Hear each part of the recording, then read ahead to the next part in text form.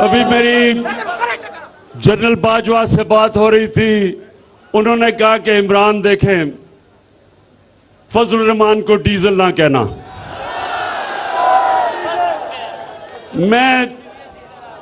मैं तो जनरल बाजवा नहीं कह रहा, लेकिन अवाम उसका नाम डीजल रख दिया, अवाम ने उसका नाम।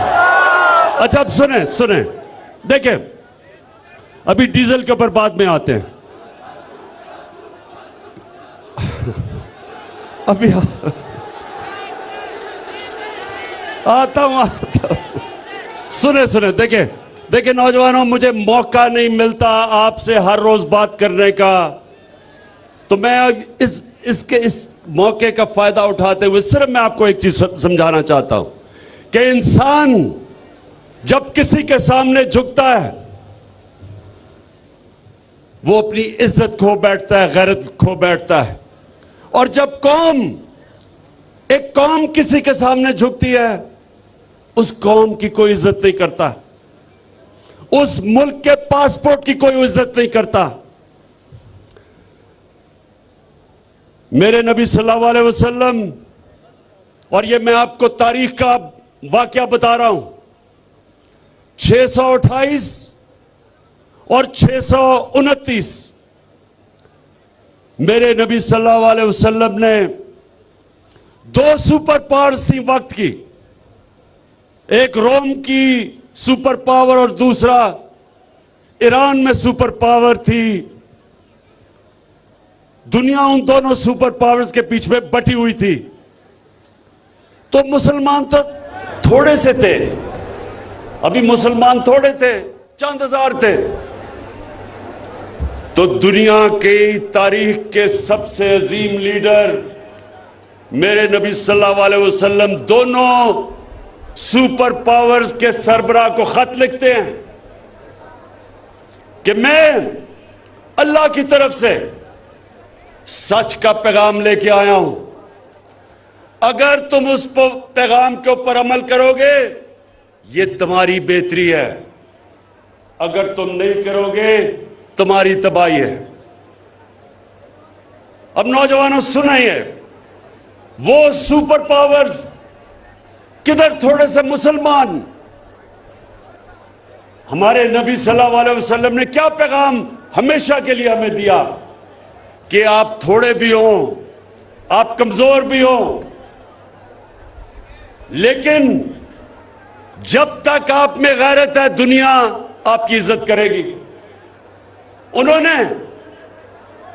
उन्होंने दोनों सुपर पावर के सामने हाथ नहीं फैलाया इमदाद मांगने के लिए, कर्जे मांगने के लिए। उन्होंने उनको पैगाम दिया, और दुनिया की तारीख इस चीज की गवाह है कि 8-9 सालों के बीच में दोनों सुपर पावर्स मुसलमानों के सामने घुटने टेक देती हैं। ये दुनिया की तारीख में है। तो हमें अल्लाह ने हुक्म दिया कुरान में कि अपने नबी की सुन्नत पे चलो, उसके रास्ते पे चलो। तो नौजवानों, आज सबसे पहला मेरा पैगाम यह है कि सिर्फ एक खुददार कौम की दुनिया इज्जत करती है, वो कौम जो अपनी इज्जत नहीं करती उसकी दुनिया इज्जत नहीं करता। और जब से मैंने सियासत शुरू की 25 साल पहले, मेरा मंशूर देख लो, मैंने 3 चीजें कही कि सबसे पहले हम पाकिस्तान को एक खुददार कौम बनाएंगे, अपने पैर पे खड़ा करेंगे, और कलमा ला इलाहा इल्लल्लाह के ऊपर अमल करेंगे कि सिवाय अल्लाह हम किसी के सामने सर नहीं झुकाएंगे। दूसरा, इंसानियत, कि हम अपने मुल्क को एक फलाही रियासत बनाएंगे उस तर्ज पे जो हमारे नबी सल्लल्लाहु अलैहि वसल्लम ने मदीना में दुनिया की तारीख में पहली दफा फलाही रियासत बनाई थी। और तीसरी चीज कि हम अपने मुल्क में अदल और इंसाफ का कानून लेके आएंगे, ताकतवर को कानून के नीचे लेके आएंगे।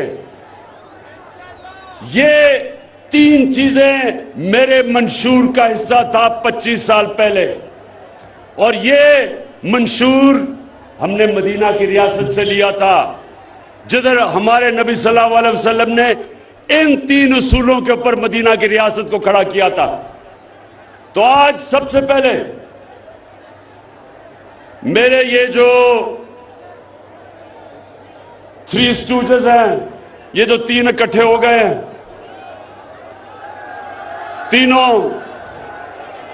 ये तीनों वो लोग हैं जो 30 साल से 35 साल से मुल्क पे हुकूमत कर रहे हैं। अगर आज हमारे हरे पासपोर्ट की दुनिया में इज्जत नहीं, इन तीनों की वजह से, क्योंकि इन्होंने हमारे मुल्क को मकरूज किया। इन्होंने जाके जो भी बड़े बड़ी पावर थी उनके सामने झुके।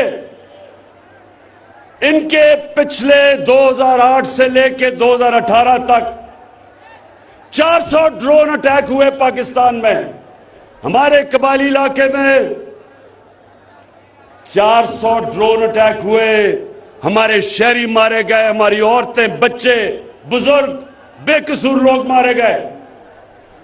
ये 2 जरदारी और नवाज शरीफ जो इख्तियार में थे, एक दफा इन्होंने मजम्मत नहीं की, एक दफा इन्होंने ये नहीं कहा कि ये सारे इंटरनेशनल कानून के खिलाफ है, कि आप एक मुल्क आपकी मदद कर रहा है, उसी को आप बमबारी कर रहे हैं। और आज मेरे दीर के नौजवानों, ये क्यों नहीं इन्होंने मजम्मत की? क्योंकि इनके अरबों अरबों अरबों रुपए और असासे बैरूनी मुल्कों में पड़े हुए हैं, और उनकी वजह से इन्होंने एक दफा अपने शहरियों के ऊपर जो जुल्म हो रहा था उसकी मजम्मत नहीं की। कौन मजम्मत कर रहा था, कौन मुजाहरे कर रहा था? आपकी जमात तहरीक इंसाफ। हम सड़कों पर निकले हुए थे।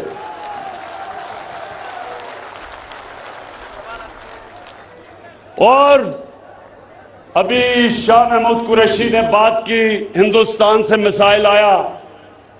यही हिंदुस्तान जब नवाज शरीफ इख्तियार में था तो नरेंद्र मोदी बार बार पाकिस्तान की फौज को दहशतगर्द कह रहा था, पाकिस्तान के आर्मी चीफ को दहशतगर्दों का सरबराह कह रहा था।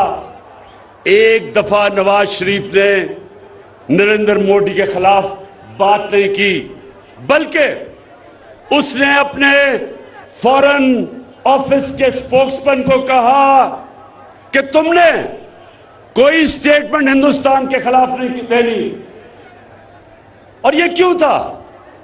क्योंकि जब इनका पैसा मुल्क से बाहर पड़ा हो, मेरे दीर के नौजवानों ये सुन लो, जिस जमात के भी सरबराह का पैसा मुल्क से बाहर पड़ा हो, वो कभी आजाद फॉरेन पॉलिसी नहीं कर सकता।